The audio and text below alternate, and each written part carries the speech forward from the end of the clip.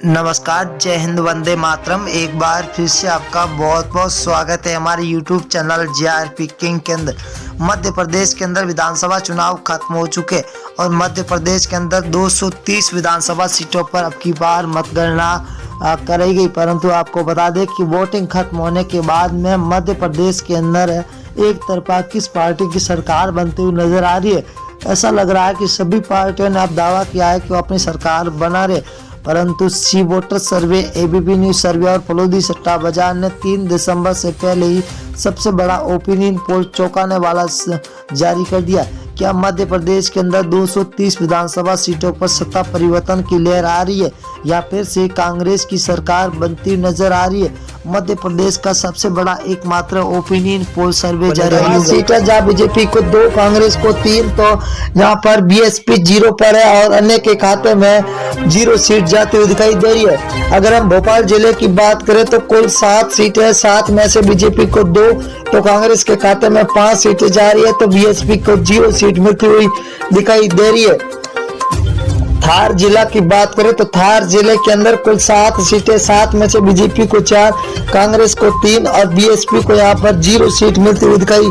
दे रही है। सतानाथ जिले की बात करें तो कुल 7 सीटें, 7 में से बीजेपी को 3, कांग्रेस को 4 सीट और बीएसपी को 0 सीट मिलती हुई दिखाई दे रही है। अगर हम सीधी जिला की बात करें तो कुल 4 सीटें, 4 में से बीजेपी को 1 सीट मिल रही है, वही कांग्रेस के खाते में 3 सीटें जा रही है, तो बीएसपी को यहाँ पर 0 सीट मिलती हुई दिखाई दे रही है। अगला जिला है सिवनी जिला, जहाँ पर कुल 4 सीटें, बीजेपी को 2, कांग्रेस के खाते में 2, तो यहाँ पर बीएसपी को 0 सीट मिलती हुई दिखाई दे रही है। अगले जिले की बात करें तो बड़वानी जिला है, जहाँ पर कुल 4 सीटें, 4 में से बीजेपी के खाते में 1 सीट जाती हुई दिखाई दे रही है, तो कांग्रेस को 3 सीट, वही बीएसपी के खाते में 1 सीट जा रही है, तो अन्य के खाते में 0 सीट मिलती हुई दिखाई दे रही है। अगर हम सागर जिले की बात करें तो 8 सीट है, जहाँ पर बीजेपी को 3, तो कांग्रेस के खाते में 5 सीट जा रही है, तो बीएसपी को यहाँ पर 0 सीट पर संतुष्ट होना पड़ रहा है। अगला जिला है शिवपुरी जिला, जहाँ पर कुल 5 सीटें, 5 में से बीजेपी को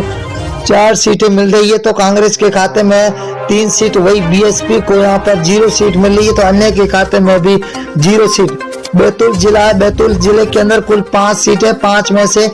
बीजेपी को 2 और कांग्रेस के खाते में 3 सीटें जा रही है, तो यहाँ पर बीएसपी को यहाँ पर 0 सीट मिलती हुई दिखाई दे रही है। विदिशा जिला है, विदिशा जिला के अंदर कुल 5 विधानसभा सीट है, जहाँ बीजेपी को 4, तो यहाँ पर कांग्रेस को 1 सीट मिल रही है, तो बीएसपी के खाते में 0 सीट जाती हुई दिखाई दे रही है। अगर हम राजगढ़ जिला की बात करें तो कुल 5 विधानसभा सीट है, बीजेपी को 2, कांग्रेस के खाते में 3, तो बीएसपी को यहाँ पर 0 सीट मिल रही है, तो अन्य के खाते में 0 सीट। अगर हम ग्वालियर जिला की बात करें तो यहाँ पर कुल 6 विधानसभा, जहाँ बीजेपी को 2, तो कांग्रेस के खाते में 0 सीट जा रही है, तो यहाँ पर बीएसपी का खाता खुलता हुआ 1 सीट मिलती हुई दिखाई दे रही है। अगर हम देवारा जिला की बात करें तो देवारा के अंदर कुल 5 विधानसभा, जहाँ बीजेपी को 1, कांग्रेस को 4, तो बीएसपी के खाते में 0 सीट मिलती हुई दिखाई दे रही है, तो अन्य को यहाँ पर 0 मिलती हुई दिखाई दे रही है। उज्जैन जिला है, उज्जैन के अंदर कुल विधानसभा 7 सीटें, जहाँ बीजेपी को 5, कांग्रेस को 2, तो बीएसपी के खाते में 0, तो अन्य के खाते में भी 0 सीट जाती हुई दिखाई दे रही है। अगर हम जबलपुर जिले की बात करें तो 8 विधानसभा सीट है, जहाँ बीजेपी को 3, कांग्रेस को 5, तो बीएसपी के खाते में 0 सीट मिल रही है, तो अन्य को भी यहाँ पर 0 सीट मिल रही है। अगर हम कटनी जिला की बात करें तो कटनी जिले के अंदर 4 विधानसभा, यहाँ पर बीजेपी और कांग्रेस को 2-2 सीटें मिलती हुई दिखाई दे रही है, तो बीएसपी और अन्य के खाते में 0 सीट मिलती हुई दिखाई दे रही है। इंदौर जिला की बात करें तो इंदौर जिले के अंदर कुल 9 विधानसभा, जहाँ बीजेपी को 3, कांग्रेस को 6, तो बीएसपी के खाते में 0 सीट जाती हुई दिखाई दे रही है। अगले जिले की रुख करें तो छिंदवाड़ा जिला है, जहाँ पर कुल विधानसभा 7 सीट है, जहाँ बीजेपी को 1, कांग्रेस के खाते में 6, तो बीएसपी को 0 सीट मिल रही है, तो अन्य के खाते में